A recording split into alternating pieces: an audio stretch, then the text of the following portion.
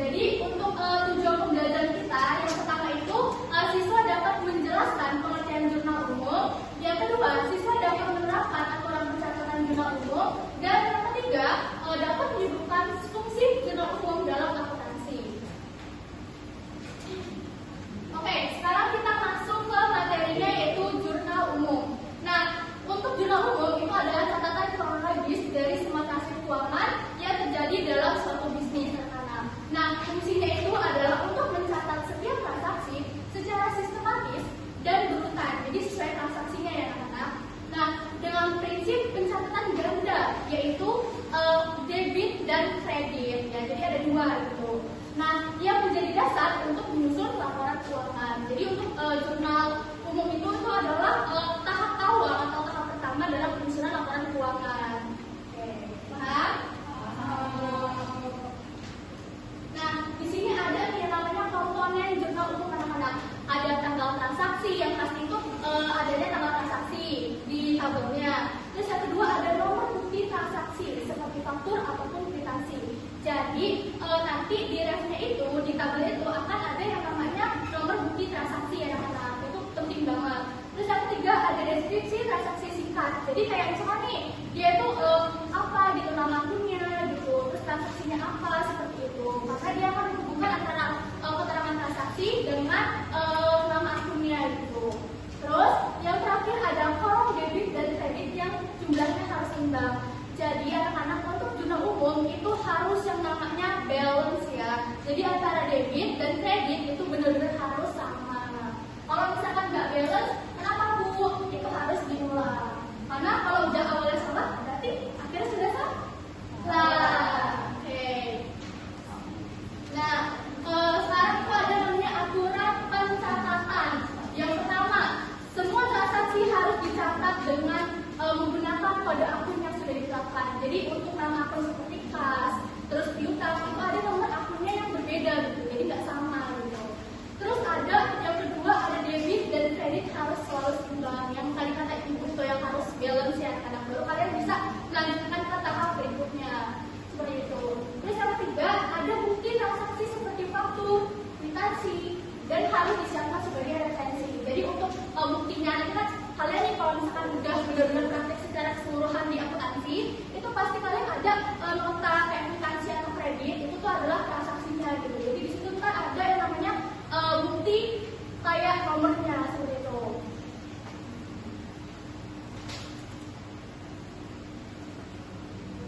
Nah, terus yang terakhir itu ada transaksi dicatat segera setelah terjadinya dan masuk ke jurnal umum sebelum diposting ke buku besar.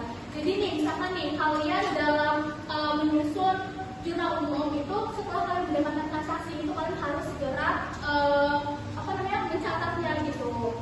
Karena ya biar kalian lebih tersusun aja gitu. Terus habis itu setelah dari jurnal umum bakal ada buku besar gitu. Jadi sebelum kalian mengerjakan buku besar, kalian mengerjakan jurnal umum.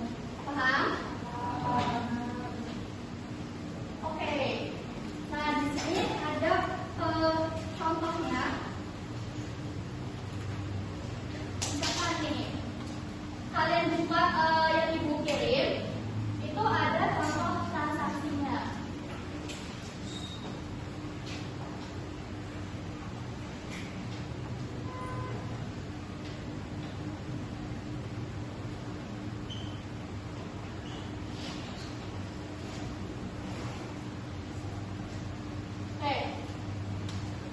Seperti contohnya ini. Yang pertama, pada tanggal 1 Juli tahun 2020, Lira menginvestasikan kas sebesar 1.200.000. Jadi ini tuh Lira itu membuka kapal jahit anak-anak pada bulan Juli tahun 2020. Nah, karena dia menginvestasikan kas, jadi istilahnya ini dia modal gitu. Jadi untuk kas itu dia bertambah di debit dan modal itu letaknya di kredit. Terus pada tanggal 2, toko Lira atau toko jahit itu membeli peralatan seharga 600.000, pembayaran secara tunai sebesar 300 dan sisanya dilakukan secara kredit. Jadi di sini itu dia kan total pembelian peralatannya itu sebesar 600 di debitnya. Nah karena dia bayar tunai itu dia kan mengurangi kas kan, jadi dia bayar dulu tunai 300.000. Sisanya itu adalah utang dia yaitu 300.000. Jadi dia itu harga peraturan 16.000 dengan penjabaran 300 dan 300. Paham? Oke. Nah, di sini pada tanggal 3 Juli 2020 toko jahit membeli secara kredit perlengkapan alat pembersih mesin jahit sebesar 130. Jadi di sini peralatan itu akan debit sebesar 130 dan utang usaha terletak di kredit 130 karena untuk pembelian perlengkapan itu dibeli secara kredit anak-anak, jadi bukan tunai. Untuk akunnya pun itu jadinya utang usaha bukan kas. Paham? Oke. Pada tanggal 5 Juli 2020 membayar secara tunai polis asuransi untuk 1 tahun sebesar 120. Jadi ini dia pengen asuransi di tokonya dia gitu. Jadi untuk nama akunnya itu adalah beban asuransi di debit dan berkurangnya kas itu di kredit gitu. Jadi dia membayar itu berarti wajib uang gitu. Nah terus selanjutnya untuk piutang itu tanggal 12. Tanggal 12 Juli 2020 toko jahit menagih kepada konsumen atas jasa jahit sebesar 250.000. Jadi dia itu menagih piutang atau utang konsumen dari perusahaan dia gitu. Jadi dia masuk akunnya itu nggak piutang, itu masuk ke debit dan pendapatan jasa masuk di kredit karena kan masih menagih ya. Terus oke, karena akunnya sama nih, maksudnya transaksinya sama, jadi kemungkinan akunnya juga sama ya. Nah, sampai sini paham? Oke. Nah, sekarang di sini ibu ingin kalian membuat kelompok. Ya, jadi di sini ibu ada 3 kelompok yang harus kalian buat. Di sini ibu menyediakan kayak semacam game yang bakal kalian nanti maju setelah diskusi gitu.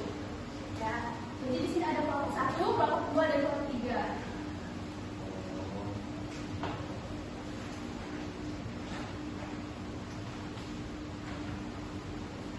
Nah, jadi kalian itu di situ kan ada tugas kan, ada transaksi.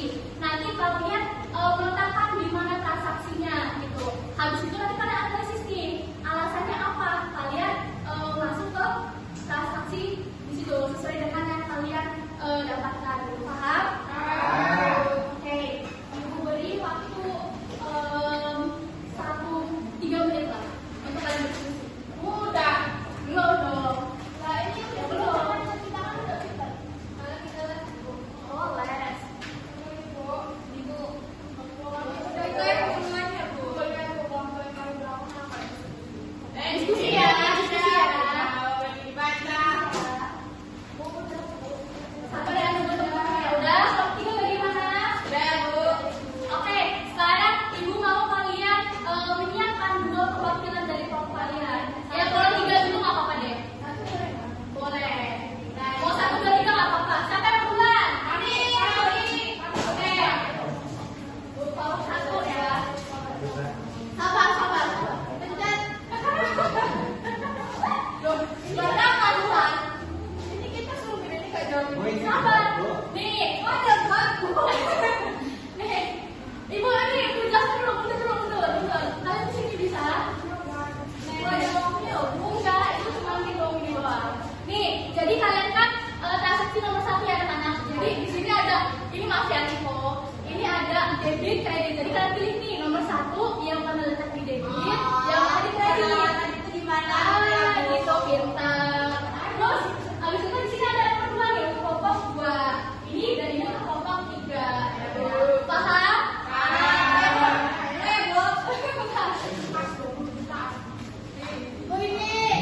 Ini apa? Warna apa itu? Oke. Modal. Terus? Modal.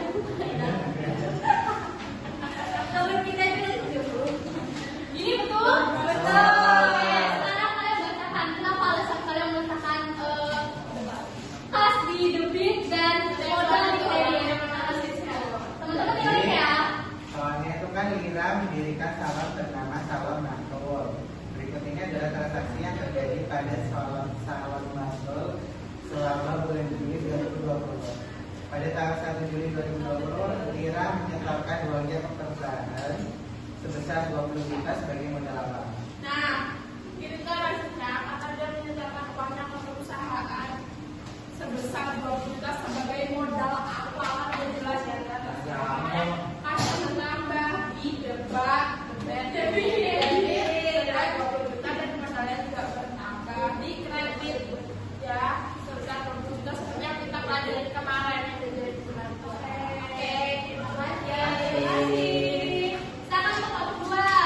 Maju. Ayo teman juga bantuin. Maju. Oh, maju. Sama kami ada sendiri ya, ya. Ya, kemarin menjelaskan.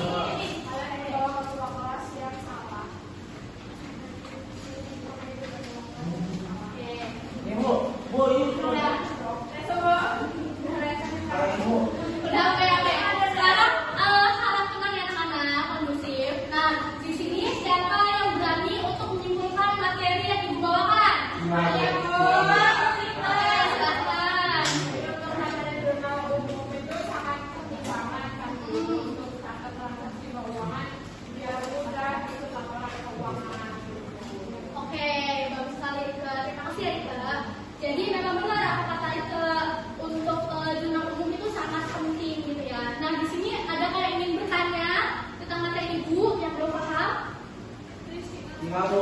Apa kilas?